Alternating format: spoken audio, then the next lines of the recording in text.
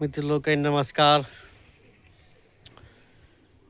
की शानदार नज़ारा ये हमारे खरियाना बीच खरियाना के नज़ारा है। ये सब फूलक गाछ सब चारू कात महलता में गाछ फूलक गाछ जंगल झाड़ एक चल जाओ तो यहाँ के हरद देखते हुए हरद चाहिए ये हरद भ गेल इम्हर देखते हुए पोछा नेबो गाछ सेहो हुए बुझलिए।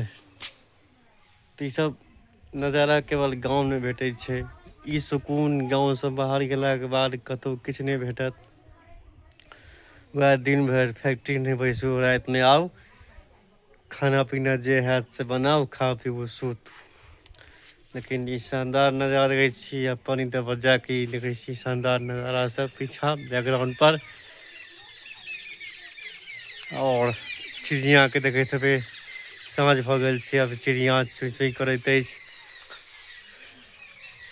तो ये सब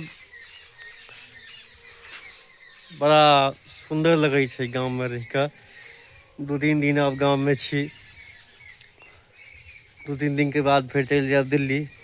तो फिर वह रवा वह कठोला दिन भर कंपनी में बैसब आ रात में आबि कर घर में खाए पीब सुतब।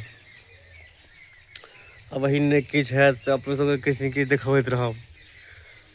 की करबै यह छै मिथिलांचल के जनता के लिखल जे अपन मिथिलांचल अपन घर द्वार छोड़ कर और अपन घर के छोड़ कर ककरो दोसर के घर के गोरबाही करे छै। तो वह हम सब करे छिए। किनका सबके अखन गाँव एबाक अछि या फिर गाँव से दिल्ली जेबाक अछि से कमेंट करब। 2-3 दिन में हमहूँ जा रहल छी। के सब जा रहल छी अखन दिल्ली और के सब दिल्ली से आबि रहल छी गाँव से जरूर कमेंट करब। जय मिथिला जय मैथिली।